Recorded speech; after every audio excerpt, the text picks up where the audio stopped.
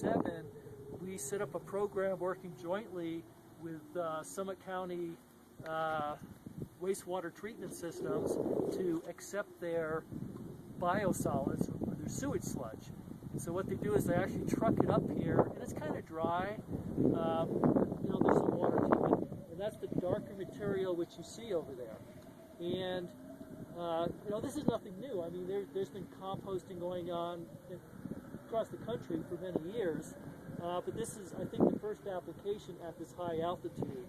So we set up a partnership with the Summit County water treatment operators to accept their sludge, and then we mix it with wood chips.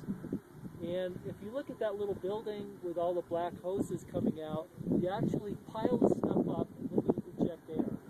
So what that does is that it has oxygen as a catalyst, and all the microbes and all the little bugs that are in there are then generating heat, and they're, you know, basically composting, just like you know, just like with the compost at your house, where you take vegetables and let it kind of stew and heat up. And what happens is that reaches a certain temperature, and then it kills all the pathogens, and it actually turns into what is called the Class A biosolids, which means it's stuff you can buy at a store if you wanted to. But what we're doing is we're actually keeping it all on site, and we're using it as a soil amendment. So we add it to the topsoil as a nutrient, and I think I think the results are, you know, sort of speak for themselves, because if you look at the, you know, look at that side of the hill over there, that's been reclaimed. Look at the old tailing pond here, which has been reclaimed. Upper Arkansas, all of that has had some of its biosolids, and it's you know, kind of like like a fertilizer or a miracle grow, and so it makes everything you know, pop up. That's another part of our recycling program up here, is to, you know, rather than take it to a landfill or, you know, whatever, we'll actually take the wood and we'll bring in a big old chipper. That's this is done by a contractor, and they actually feed all of that stuff into the chipper, and it makes the wood chips, which you see in this big pile on the other side of the truck.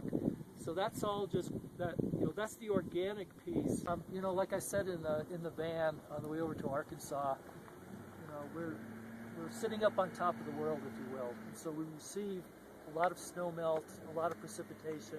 Water management really is the key environmental protection program up here. And so we've got a lot of different tools we have in order to manage water, because, you know, number one, we want to make sure that anything leaving this site is not going to be a problem, that it's going to meet all water quality standards, that it's not going to cause any, you know, type of pollution or anything like that. So we stay on top of it. We have a crew that works around the clock, 365 days a year, managing water. So we've got a couple of ways how we manage water fundamentally. The first is that we have a diversion system around the mine site. So we're looking at, you know, Climax property is roughly 14,000 acres. The actual mine area is within an area of maybe about 8,000 acres. What we do is we have a series of interceptor ditches around the perimeter of the property. So we intercept snowmelt runoff into those ditches, route it around the mine, and then it all comes down into 10-mile drainage. We have another interceptor that's on the Eagle River side, right on the other side of this hill here. And we're not really in a position where to see it very well, but there's a road that basically develops our property, and that's where the diversion system is. So we segregate water. So we segregate all the clean snowmelt, runoff, etc., around the mine site, so that water doesn't come into contact with anything on the property. It just leaves out of, you know, on a 10-mile drainage. The other component is a water capture and a water treatment system. I mean, this is a historic operation going back 100 years. You know, they didn't have the Clean Water Act, you know, back in 1950. We didn't have that until the 1970s. So what we're looking at here is a historic operation, and it has historic, you know, water quality concerns. And so what we've done here is to create a water management, water treatment system for what we call contact water, or that water which would come into contact with the open pit, with the underground workings, with the tailing area, and we keep that segregated. That water goes to a treatment plant, and you can't really see it. There's a piece of it straight ahead where you see there's a white tower. That's a lime silo. On the other side of that is the actual water treatment building. And so when you're driving along the highway, take a look down and you'll see what I'm talking about. And so what we do is we take all this mine drainage and we send it to there. We add lime and some other flocculants, and then we settle out the metals that are in the mine water, because it's a metal mine operation. So we're going to have some metals within the mine drainage.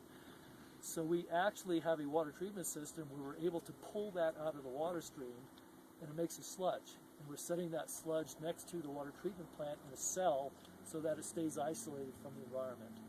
So we'll take that water, that's the first stage water treatment.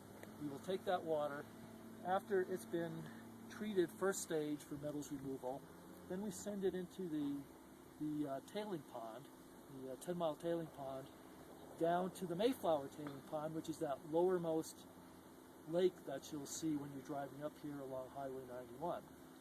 Along the way, we add some more lime to that water. That acts like a polishing step where it takes out the last of the metals.